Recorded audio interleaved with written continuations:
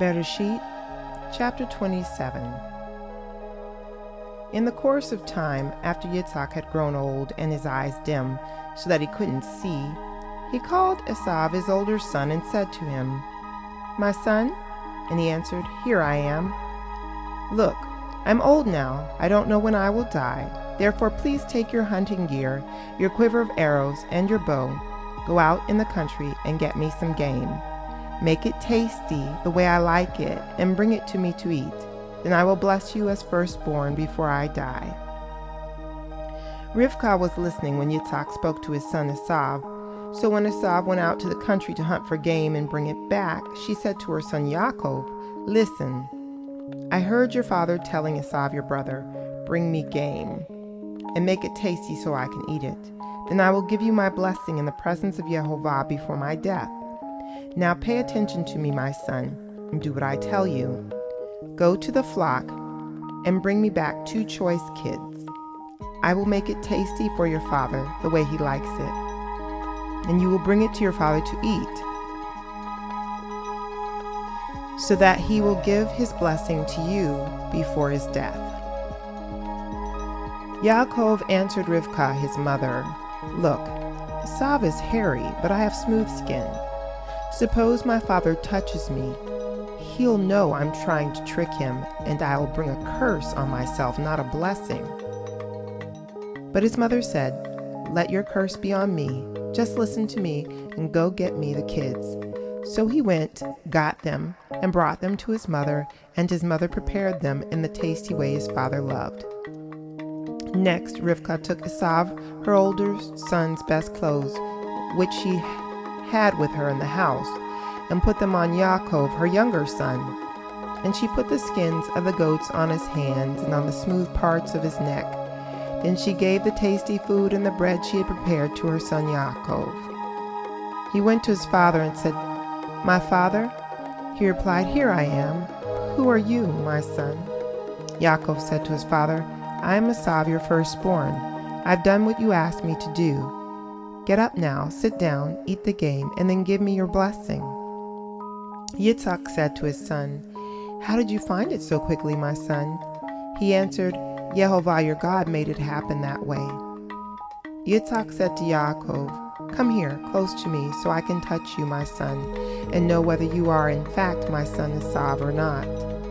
Yaakov approached Yitzhak, his father, who touched him and said, "The voice is Yaakov's voice, but the hands are Esav's hands." However, he didn't detect him, because his hands were hairy like his brother Esav's hands, so he gave him his blessing. He asked, "Are you really my son Esav?" And he replied, "I am." He said, "Bring it here to me, and I will eat my son's game, so that I can give you my blessing." So he brought it up to him, and he ate. He also brought him wine, and he drank. Then his father Yitzhak said to him, "Come close now and kiss me, my son." He approached and kissed him. Yitzhak smelled his clothes and blessed Yaakov with these words, "See, my son smells like a field which Yehovah has blessed. So may God give you dew from heaven, the richness of the earth, and grain and wine in abundance. May people serve you and nations bow down to you. May you be Lord over your kinsmen. Let your mother's descendants bow down to you. Cursed be everyone who curses you, and blessed be everyone who blesses you." But as soon as Yitzhak had finished giving his blessing to Yaakov, when Yaakov had barely left his father's presence, Esav his brother came in from his hunting.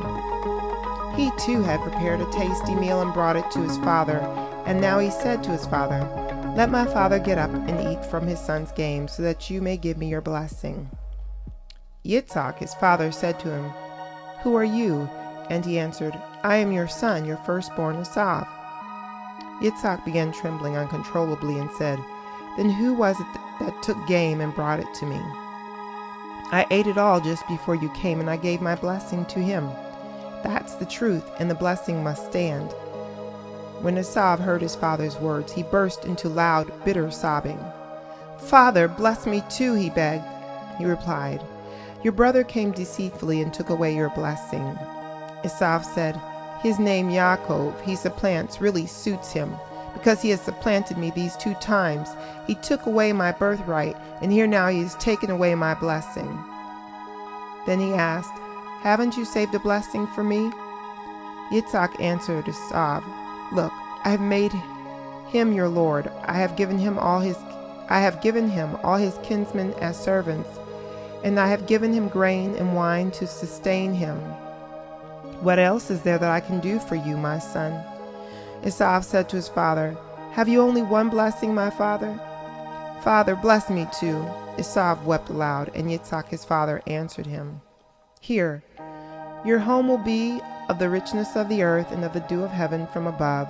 You will live by your sword, and you will serve your brother, but when you break loose, you will shake his yoke off your neck."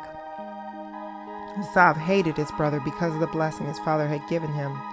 Esav said to himself, "The time for mourning my father will soon come, and then I will kill my brother Yaakov." But the words of Esav, her older son, were told to Rivkah. She sent for Yaakov, her younger son, and said to him, "Here, your brother Esav is comforting himself over you by planning to kill you. Therefore, my son, listen to me. Get up and escape to Lavan, my brother, in Haran. Stay with him a little while until your brother's anger subsides. Your brother's anger will turn away from you, and he will forget what you did to him. Then I will send and bring you back from there. Why should I lose both of you on the same day?" Rivkah said to Yitzhak, "I am sick to death of Hittite women. If Yaakov marries one of the Hittite women, like those who live here, my life won't be worth living."